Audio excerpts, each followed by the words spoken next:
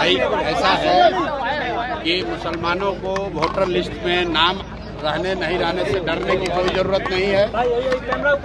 Vote देना संविधान के जरिए वोट देना हर उस नागरिक का, जो भारत का नागरिक है, उसका संवैधानिक अधिकार है।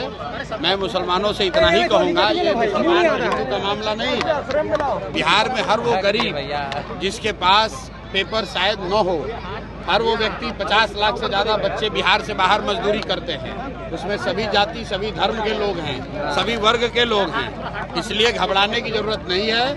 ऐसा होता है, ये एक तरह से भाजपा का षड्यंत्र है। वो कोशिश कर रहे हैं कि वो लोग जो भाजपा के खिलाफ वोट दे सकते हैं उनका नाम काटा जाए, लेकिन ये नाम काट नहीं पाएंगे।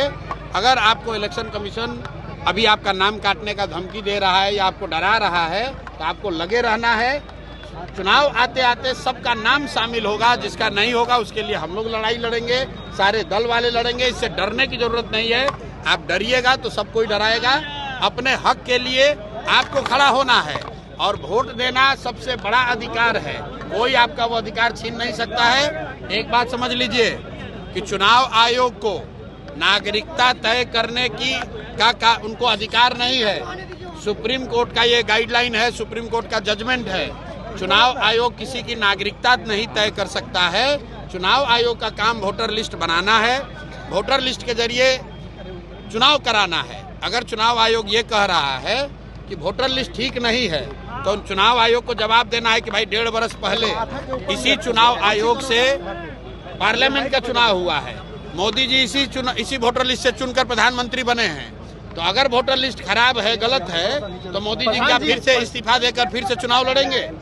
और अगर चुनाव आयोग ये कह रहा है कि लोकसभा चुनाव के बाद नेपाल से, बांग्लादेश से लोग आ गए, तो ये बताए कि भाई बिहार में सरकार किसकी है? भाजपा की है, नीतीश की है। तो ये भाजपा नीतीश के सरकार के रहते बांग्लादेश और नेपाल से लोग आए कैसे? तो भैया ये संभव नहीं है। ये शुरुआती गीदड़ भभकी है, इससे डरने की जरूरत नहीं है। जिसका नाम भी कट रहा है वो लाकर आप मिलिए। रुको भाई, साहेब सूत्र की जो बात कर रहे हैं, चुप रहो ना यार, पहले हमारा जवाब देने से पहले आप ही पूछ लीजिए। चुनाव पहले जो बात है समझ लीजिए। जिसका नाम कट रहा है आप तुरंत हम लोग से संपर्क कीजिए। आपको जनसुराज नहीं पसंद है, कांग्रेस पसंद है, कांग्रेस संपर्क कीजिए। राजनीतिक दलों के कार्यकर्ताओं से, नेताओं से संपर्क कीजिए, ताकि आपका नाम हर हालत में जोड़ा जाएगा। चुनाव आयोग आपका नागरिकता तय नहीं कर सकता है, ये उसके अधिकार क्षेत्र के बाहर का मामला है। चुनाव आयोग सूत्र की बात कर रही है। अगर सरकार बनेगी तो हम विकास करेंगे सीमांचल क्षेत्र का। तो पिछले 30 वर्ष से बिहार में किसकी सरकार है? 15 वर्ष लालू राबड़ी की सरकार थी, 3 वर्ष खुद तेजस्वी यादव डिप्टी सीएम थे। आप बताइए सीमांचल में एक भी बढ़िया स्कूल कॉलेज बनाया हो तेजस्वी यादव ने? तो राजद की सरकार ने यहाँ के बच्चों के लिए अगर पढ़ाई की व्यवस्था की हो, रोजगार की व्यवस्था की हो, यहाँ से पलायन रोकने के लिए कुछ काम किया हो? भाई 18 वर्ष कम थोड़ी ना होता है। 18 वर्ष जब आप सत्ता में थे तो सीमांचल के लोगों के लिए, युवाओं के लिए आपने क्या किया?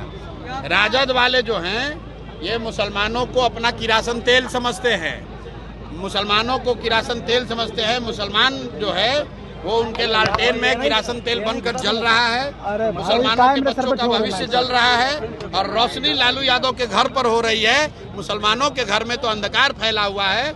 उनके बच्चे तो इस राज्य से बाहर जाकर 10-12 हजार रुपया के नौकरी के लिए, रोजगार के लिए धक्के खा रहे हैं, नरक का जिंदगी जी रहे हैं, और मुसलमानों का वोट लेकर अपना लालटेन जला रहे हैं और अपने घर में रोशनी कर रहे हैं। वो हैं तेजस्वी यादव, लालू यादव।